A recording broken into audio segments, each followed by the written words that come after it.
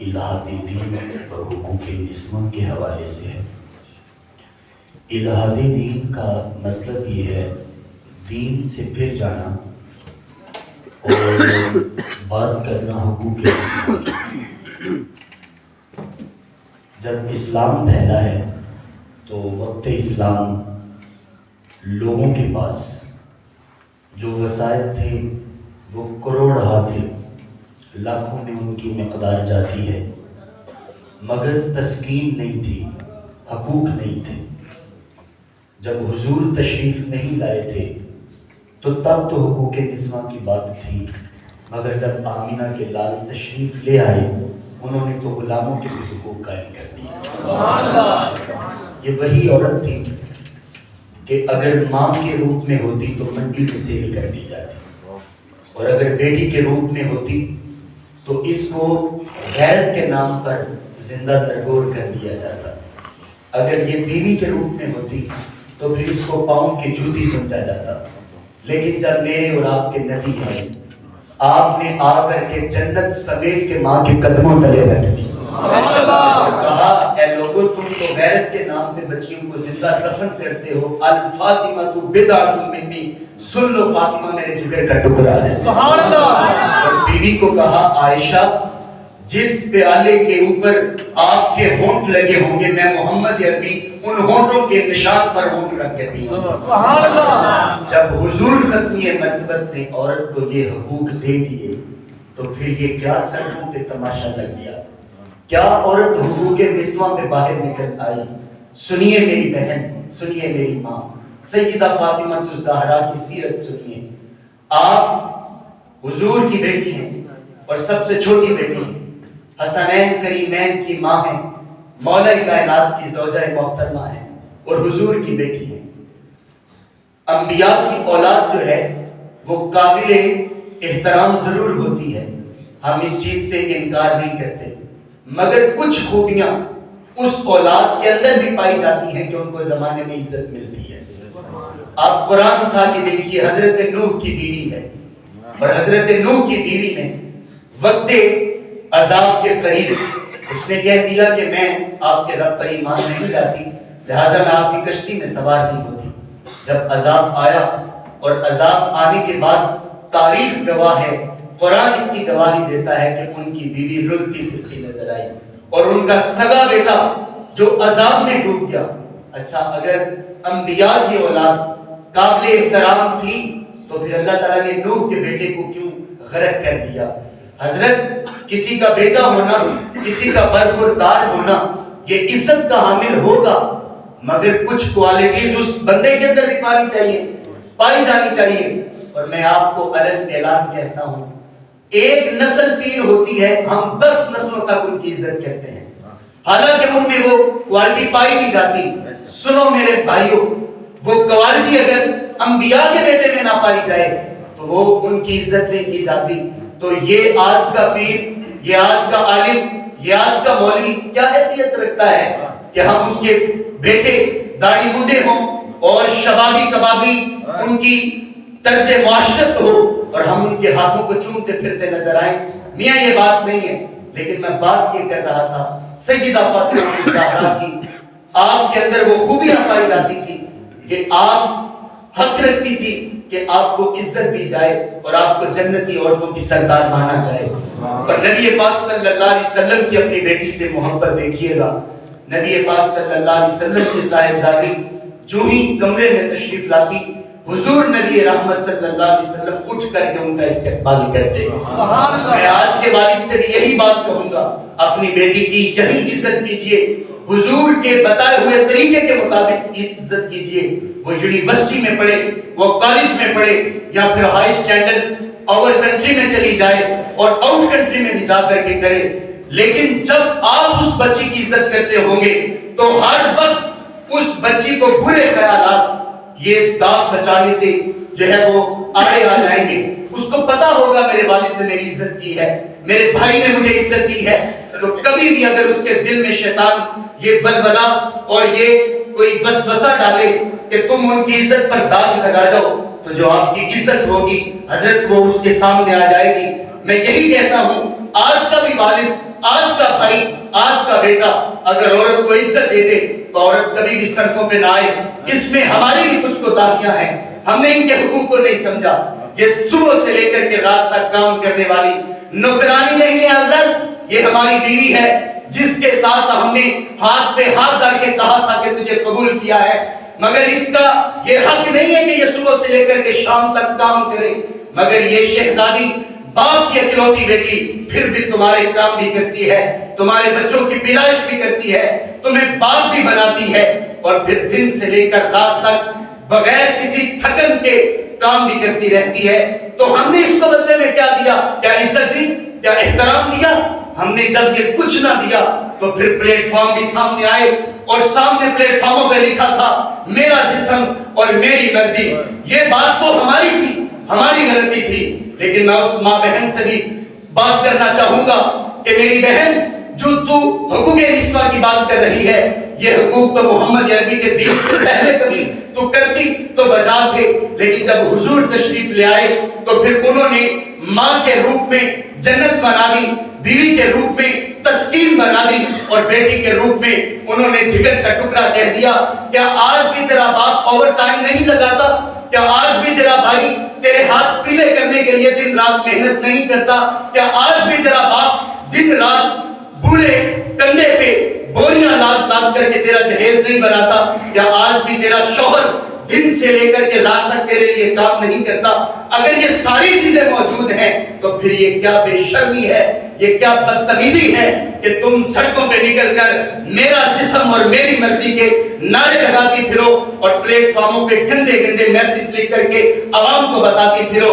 یاد رکھیے گا 2018 میں مغربی سازشوں کے پیش نظر جو پاکستان میں یہ سیلاب آیا تھا، سیلاب بدتمیزی، جس میں کچھ لبرلزم خواتین بھی آ گئی، اور میں آپ سے شعوری بنیادوں پہ یہ بات کرنا چاہوں گا، میرے بھائی اور میرے بیٹوں، عورت کو عزت دو، عورت کے ساتھ معاشرہ بنتا ہے۔ کسی مفکر نے کہا تھا کہ مجھے اچھی مائیں دے دو، میں تمہیں اچھا معاشرہ دے دیتا ہوں۔ اگر شوہر بیوی کی عزت نہیں کرے گا تو مجھے یہ بتائیے کہ ہماری اولاد بیوی کی، اپنی ماں کی عزت کس طرح کر سکے گی؟ اگر باپ جو ہے وہ بیٹی کی عزت نہیں کرے گا تو بھائی اس بہن کی عزت کس طرح کر سکتا ہے؟ آج اس معاشرے میں ہمیں یہ جاننے کی ضرورت ہے کہ ہم عورت کو پہچانیں۔ عورت اتنا بڑا مقام ہے، اتنا بڑا مقام ہے کہ اللہ تعالیٰ نے فرما دیا کہ یہ عورت تمہارے لیے تسکین ہے، یہ تم اس سے تسکین حاصل کرو۔ وہ قلبی بھی ہے، وہ جسمانی بھی ہے، لیکن ہم نے اسی عورت کو پاؤں کی جوتی سمجھ لیا، اور جب پھر یہ ہم نے کام کر دکھایا تو پھر مغربی سازشوں میں ہماری پاکیزہ خواتین بھی آ گئی۔ اور میں آپ کو ایک اور بات بتانا چاہوں گا، آج جو لبرلزم خواتین اٹھ کر کے حقوق نسواں کی بات کرتی ہیں، ان کو میں صرف ایک پیغام دینا چاہوں گا۔ مغرب میں ایک ڈاکٹر چلا گیا کام کرنے کی نیت سے، وہ کام کر رہا تھا، اور کام کرتے کرتے اس نے فیکٹری میں دیکھا کہ مغربی خواتین بھی تھیں، اور انہوں نے ان سے پوچھا، ہمارے تو ادھر خواتین کو کارخانوں میں دیکھا جائے تو خواتین سے پوچھتے ہیں، لیکن مغرب کا اصول یہ ہے کہ شوہر گھر میں رہتا ہے اور بیویاں کمانے کے لیے جاتی ہیں۔ تو وہ عورت غیر مسلم تھی۔ ڈاکٹر نے پوچھا کہ آپ کیوں کام کرتی ہیں؟ ہمارے پاکستان میں تو اس طرح نہیں پایا جاتا، ہمارا اسلام تو کہتا ہے کہ مرد کماتا ہے، عورت نہیں کماتی، آپ کی تو یہ عمر تھی کہ آپ بیٹھ کر کے آرام کرتی۔ ڈاکٹر نے لکھا کہ وہ عورت جو ہے وہ امید سے بھی تھی، عورت حاملہ تھی۔ مجھے یہ بتائیے، وہ حاملہ عورت اپنے خاوند کے لیے کما رہی ہے، اپنے بچوں کے لیے کما رہی ہے، تو اس نے اس مرد سے حیرت کی نگاہ سے پوچھا، اس نے کہا یہ سلسلہ کیسے چلا تھا کہ مرد کمانے لگا؟ اس نے کہا یہ سلسلہ آمینہ کے لال لے کر کے آئے تھے، وہ سارا دن سیدہ فاطمہ الزہرا کے لیے بھی کماتے تھے، حضرت خدیجہ الکبریٰ کے لیے بھی کماتے تھے، اور پھر رات کی تنہائیوں میں رب کے حضور سجدے بھی کرتے تھے۔ اس نے کہا اچھا تمہارے مذہب میں ایسا ہوتا ہے؟ جب پھر آج میں پڑھتی ہوں لا الہ الا اللہ محمد الرسول اللہ۔ مجھے یہ بتائیے کہ اگر خاتون کو اسلام یہ حق دے رہا ہے تو یہ کیا سیلاب بدتمیزی ہے کہ پلیٹ فارم لیے ہوئے تم سڑکوں پہ نکل کر کے کہہ رہی ہو میرا جسم اور میری مرضی؟ میں یہی پیغام دینا چاہوں گا، یہ میرے مالک کا جسم ہے اور پھر مرضی بھی میرے مالک کی ہوگی، یہ پردے پہ میرے مالک کی مرضی ہے۔ میں آپ کو یہ بھی بات بتاتا چلا جاؤں، سیدہ فاطمہ الزہرا کی آج یوم وصال میں یہ درس لے کر کے جائیے گا اور میری ماں بہنوں کو پاس بٹھا کر کے بتائیے گا ان کو کہ سیدہ فاطمہ الزہرا کی سیرت کیا ہے۔ آپ بڑی اوڑھنی لے کر کے باہر تشریف لے جاتی تھی۔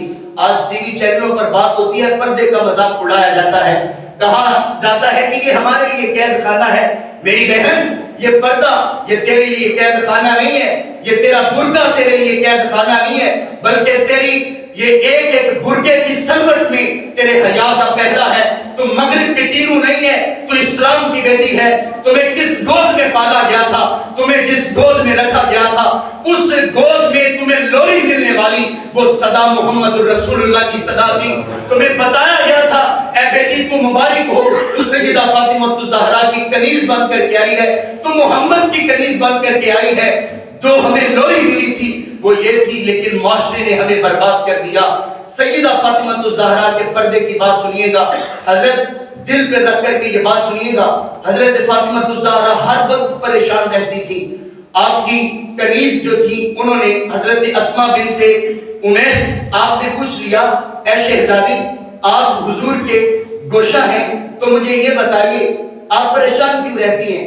تو حضرت سیدہ فاطمہ الزہرا نے جو بات کہی، آج کی بیٹی کو اس چیز کی ضرورت ہے، آج کی بیٹی کو یہ بات اپنے کلیجے میں اتار لینی چاہیے، آج کی بیٹی کو یہ بات سمجھ لانی چاہیے۔ انہوں نے کہا کہ مجھے ایک ہی دھچکا لگا رہتا ہے، اور وہ دھچکا یہ ہے کہ آج تو میں زندہ ہوں اور میں کسی کو بھی دیکھنے نہیں دیتی کہ میرا جسم کیا ہے، میرا ایک بال بھی میں دیکھنے نہیں دیتی، لیکن کل میں جب اس دنیا سے چلی جاؤں گی، میں نے دیکھا ہے کہ جب عورت کا لاشا جاتا ہے، جب اس کی لاش جاتی ہے تو عورت کی چارپائی جاتے وقت اس کا جسم ہلتا ہے۔ میں صرف اس وجہ سے پریشان رہتی ہوں کہ کوئی یہ نہ پہچان سکے کہ یہ لاشا محمد کی بیٹی کا ہے۔ مجھے یہی بات ہر وقت پریشان کرتی رہتی ہے۔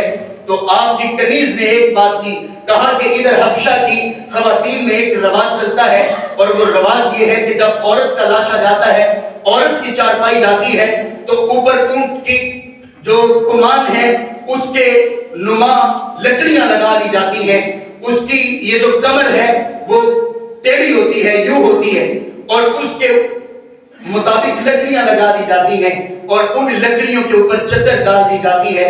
جب ان لکڑیوں کے اوپر چادر ڈال دی جاتی ہے، پھر نیچے کسی کا بھی جسم ہو نظر نہیں آتا۔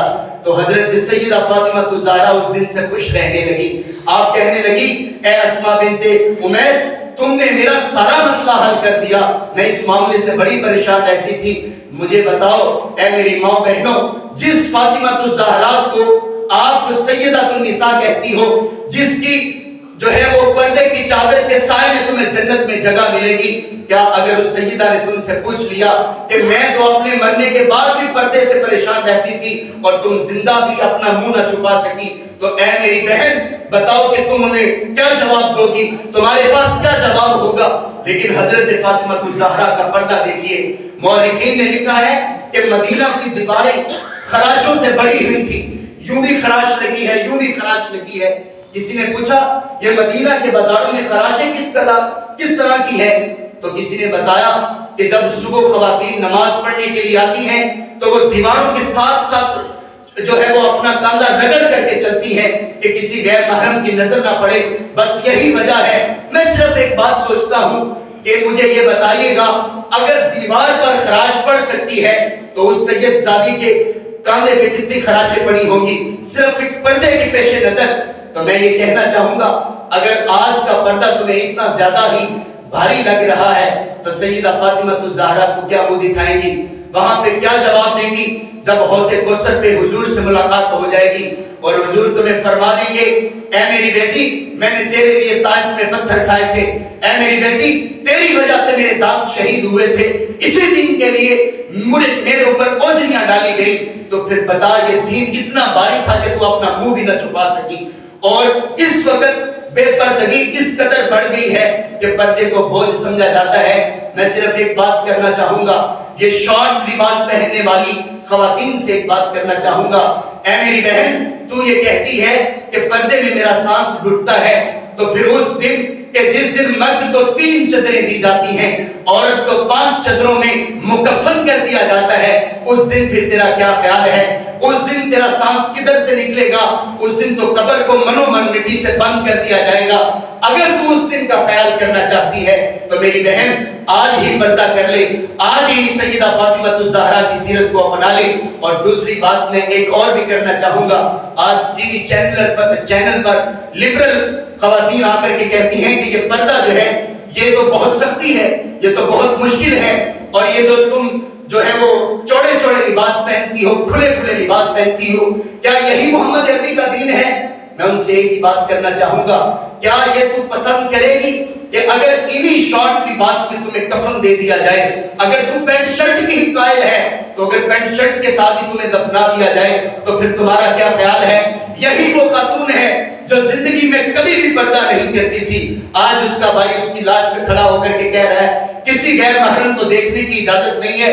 اور حضرت مرنے کے بعد اگر کسی غیر محرم کو دیکھنے کی اجازت نہیں ہے تو زندہ بھی کسی غیر محرم کو دیکھنے کی اجازت نہیں ہے۔ میں اس بھائی سے مخاطبت کرتا ہوں، اگر آپ کی خواتین پردہ نہیں کرتی تو آپ کے پاس یہ جرأت موجود ہے، آپ اس کو کہہ سکتے ہیں اتنی دیر میں تمہیں کالج چھوڑنے نہیں جاؤں گا جب تک میری موٹر سائیکل کے پیچھے تو پردہ کر کے نہ بیٹھے۔ یہ ماں کو بھی پوچھا جائے گا۔ حضور نبی رحمت صلی اللہ علیہ وسلم ارشاد فرماتے ہیں قیامت کے دن ایک عورت 4 مردوں کو جہنم میں لے کر کے جائے گی، سب سے پہلا باپ، دوسرا اس کا بیٹا، تیسرا اس کا شوہر اور چوتھا اس کا بھائی ہے۔ یہ 4 لوگوں کو وہ جہنم میں لے کر کے جائے گی۔ سب سے پہلے باپ کو بلایا جائے گا، اور باپ کو بلانے کے بعد اللہ فرمائے گا تو باپ تھا نا، گھر کا سربراہ تھا، تیرے کہنے پہ رات دن اور دن رات ہو جاتا تھا، جو تو کہتا تھا وہ ہوتا تھا، کیا تیرے اندر یہ جرأت نہ تھی کہ تو اپنی بیٹی کو پردہ کروا سکتا، تو اپنی بیگم کو پردہ کروا سکتا، تو اپنی بہن کو پردہ کروا سکتا؟ یہی سوال دیگر سے ہوں گے۔ تو حضرت آج حضرت فاطمہ الزہرا کی سیرت سے درس لے کر کے جانے والوں، عورتوں کے حقوق کو پہچانیے، عورت کی قدر کیجئے، عورت کی عزت کیجئے۔ اگر آپ چاہتے ہیں کہ معاشرہ بہتر ہو جائے تو عورت کی عزت کیجئے۔ اللہ تعالیٰ مجھے اور آپ کو عمل کی توفیق عطا فرمائے۔ وآخر دعوانا الحمدللہ رب العالمین۔